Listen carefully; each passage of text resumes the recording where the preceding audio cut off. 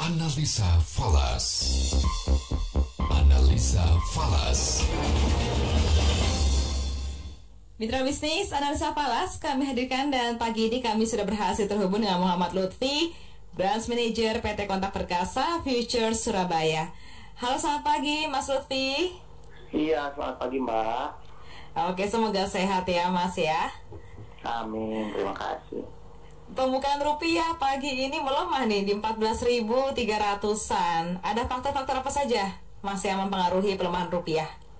Iya, jadi seperti yang sama-sama sudah kita ketahui ya, bahwa di penutupan pada hari Rabu kemarin rupiah itu melemah kurang lebih 0,32% dibandingkan dengan penutupan pada perdagangan hari Selasa, dan pagi ini juga rupiah memang dibuka cukup melemah ya di kisaran 14.300 rupiah per US dollar. Nah, ada beberapa hal yang mempengaruhi, dan tentunya ada salah satu fundamental yang cukup kuat ya yang mempengaruhi, yaitu pengurangan pembelian aset atau tapering awal yang akan dilakukan oleh Bank Sentral Amerika Serikat, yaitu Federal Reserve pada bulan November ini ya, di mana para pelaku pasar sudah mengantisipasi mengenai rencana tapering tersebut sejak triwulan pertama tahun ini, sehingga kata para pelaku pasar, efek tapering the Fed ini memang akan lebih terbatas, tidak seperti di tahun 2013 silam. Tapi memang kita harus akui bahwa the Fed sudah mengumumkan tapering ini akan terjadi di bulan November ini. Memang seberapa agresifnya kita masih belum tahu ya, hanya saja para pelaku pasar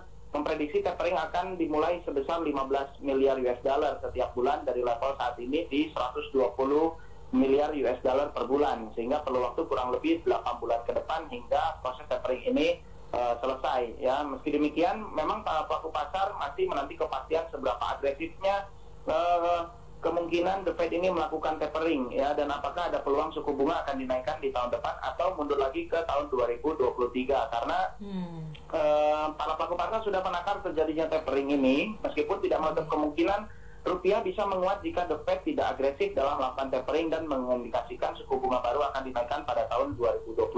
Nah, selain daripada itu, gejolak di dalam negeri sendiri memang sudah cukup tertahan ya untuk menekan rupiah lebih dalam lagi. Hal ini juga melihat indikator dari penanganan pandemi COVID-19 yang cukup berhasil oleh pemerintah, dan juga ditopang kenaikan komoditas seperti nikel dan batu bara. Nah, saya sendiri pada hari Kamis ini memprediksikan rupiah kemungkinan akan tetap bergerak di area 14.330 sampai 14.285 rupiah per dolar dengan faktor-faktor tersebut. Begitu Mbak.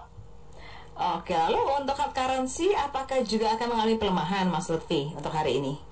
Iya, jadi untuk currency yang lain salah satunya euro ya Mbak ya, pasangan euro USD. Memang semua currency di dunia sekarang memang sedang fokus pada fenomena tapering ini ya. Memang bedanya dari tahun 2013 itu, tapering tahun ini memang sudah diberitahukan sejak awal-awal tahun kemarin ya, pada tahun 2021 awal. Nah, untuk Euro USD sendiri mengalami kesulitan untuk pulih naik ke atas 1.1600 sampai pada hari Rabu kemarin, karena keluarnya pernyataan yang dovish dari para pejabat ECB sendiri, sehingga membatasi kenaikan dari mata uang bersama Eropa. Nah, pasangan Euro USD ini cukup tertekan karena kebijakan dari Federal Reserve sendiri, meskipun tertekannya hanya terbatas sedikit saja. Bank Sentral Amerika Serikat mempertahankan suku bunga tidak berubah seperti yang diharapkan, dan juga terpengaruh juga oleh kebijakan tapering yang akan dikurangi aset sebesar 15 miliar dolar pada bulan ini ya. The Fed akan mulai mengurangi akhir bulan ini dengan pengurangan pembelian treasury sebesar 10 miliar US dollar dan sekuritas yang didukung hipotek sebesar 5 miliar US dollar. Nah, untuk Euro USD sendiri diperdagangkan di bawah 1.1600 di sekitar 1.1580. Meskipun dolar AS sedikit berada di bawah tekanan jual jelang keputusan the Fed, mata uang bersama Eropa terpukul juga oleh komentar dari Presiden ECB sendiri yang mengulangi bahwa meskipun inflasi sekarang cukup tinggi, dia tidak berpikir bahwa kondisi ini mengharuskan ECB untuk meningkatkan suku bunga pada tahun 2022, ataupun kemungkinan akan dimundur sampai pertengahan tahun 2022 ataupun awal tahun 2023. Nah, untuk support terdekat sendiri untuk Euro USD menunggu di 1.1520 yang apabila berhasil dilewati akan lanjut ke 1.1470 dan kemudian 1.1430.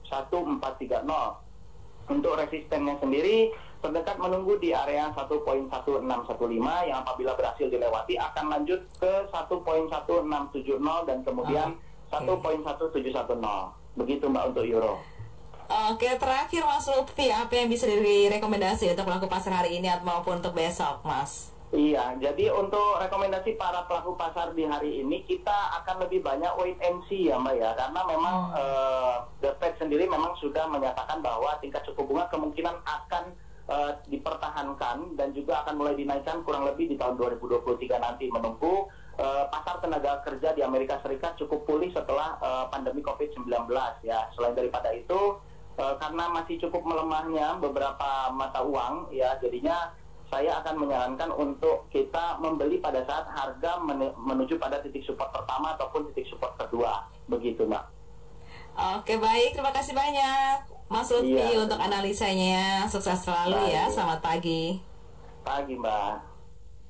Mitra bisnis, demikian analisa falas bersama Muhammad Lutfi, Branch Manager PT Kontak Perkasa Future Surabaya. Saya Anita Wijaya.